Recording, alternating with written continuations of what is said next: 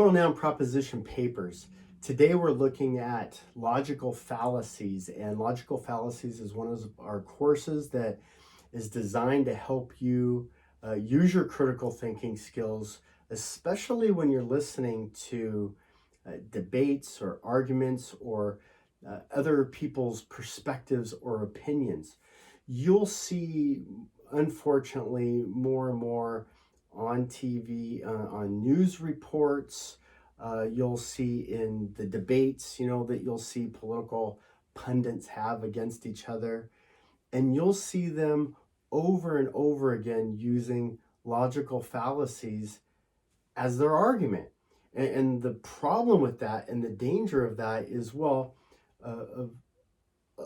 the use of an argument that's fallacious, that means wrong and false in design and nature, means your argument is weak and unsubstantiated. That means that you're using bad logic. You're using bad reasoning skills. You're misleading people with your statements. And so some people do this on purpose. Some people do on accident. In any case, it's a very, very poor habit to get into. We all, at some time or another, will probably fall into this just by accident. But we want to teach you how to be well guarded. We want to teach you to hear when somebody is using a logical fallacy against you, or trying to manipulate you or lie to you. That's an important thing, because so a man thinketh, he liveth. And if you think, and if you've been trained the wrong way to think the wrong way, well, that's going to have a very, very negative result. And so that's why we want you to understand this course. That's why we're going to use our plural noun proposition papers to get you to stop, to think, to come up with a position, a proposition, and to support your position with evidence, right? So we're going to ask you to do the five-step process that we always do with plural noun proposition papers. You've got to determine the proposition. What are you talking about, right? Be specific, be clear. What are you talking about? What are your points? What's your argument? Compose the outline of the paper so that there's structure. There's flow. Take me down a path. Prepare the body. That means, have supporting evidence so that you've got my attention. Now you're taking me down the path. Keep my attention, right? Keep me on track. Stay on the same path, same tracks. Then write an introduction, and then finally formulate a conclusion. Logical fallacy papers. Again, what's a logical fallacy? Well, you have to define what a logical fallacy is. You're going to have to define what the specific logical fallacy is. And today, in my example that I'm going to use, I'm actually going to kind of just talk about 4 logical fallacies. In your papers, though, most likely you're just going to be addressing one of the logical fallacies, and then writing a plural noun proposition paper about that one logical fallacy. But what are you going to do? You're going to define it. So ad hominem, what's that? That's the use of insults. So some of these things are going to sound very familiar as I continue talking, but in today's debates, in today's media, if I'm arguing my position against somebody else and I want to win the argument, all I have to do is call them a name, right? You're a pig. You're a racist. What does that prove? That doesn't prove anything. First of all, you haven't proved that I'm a pig and a racist. Second of all, even if I were, that doesn't mean that I'm wrong. So that's why that's bad logic. Appeal to authority. We see this all the time. You're going to quote somebody. You're going to bring up a statistics. You're going to use people as voices of authority. I used to do a radio show, and on Monday we would bring in a doctor. He's a doctor. He's from an Ivy League school, and he's written a book. And in his book, he says, milk will kill you. And then on Tuesday, we would bring in a doctor from another Ivy League school who's written a book. And in his book, he says, milk, it'll help you live 10 years longer. That's an appeal to authority. We can always find somebody who has some kind of authority to peddle their idea. That doesn't make it factual. Equivocation.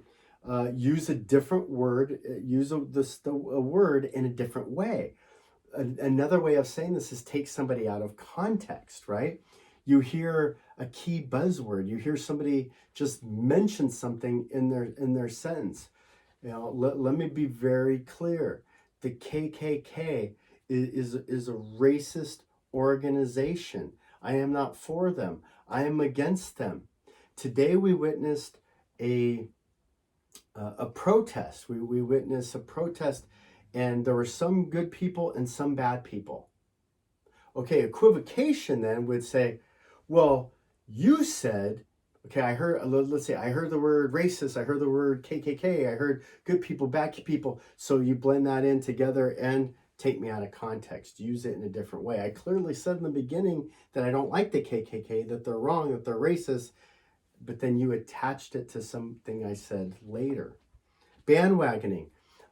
Kind of appeal to authority, but this has more of an idea. Well, you don't have to be an authority, you just have to be a part of a crowd, right? So you join the bandwagon, you assume something's true because a group of people. That's why we say, well, people polled.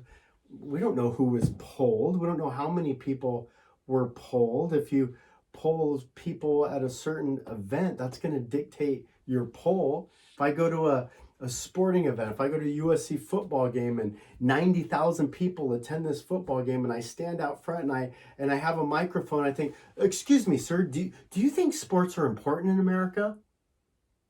Well, what do you think? I'm at a sporting event. I'm probably going to get everybody, 90% of Americans think that, sports are important. Am I lying? No, I asked people and 90% said it. But I'm using bandwagoning to get the conclusion that I want. Remember, you must define each point. You must give an example, just like I did.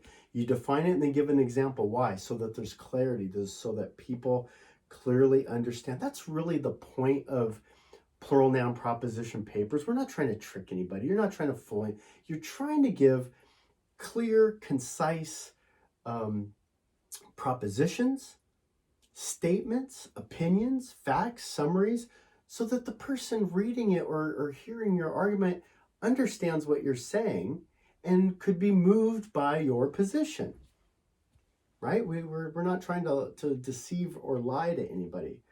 Some other logical fallacies, just because we're talking about it, straw man, that's kind of that mythical figure, a position that really isn't yours, but you're going to use this other fake person to attack me, right? So there's a lot of different logical fallacies: red herring, begging the question, slippery slope, circular reasoning, appeal to emotion. So I had to come up with, okay, what about 3 current logical fallacies that I think are the most dangerous logical fallacies. I just gave you a list, kind of define them, now I have to pull out what are the top 3.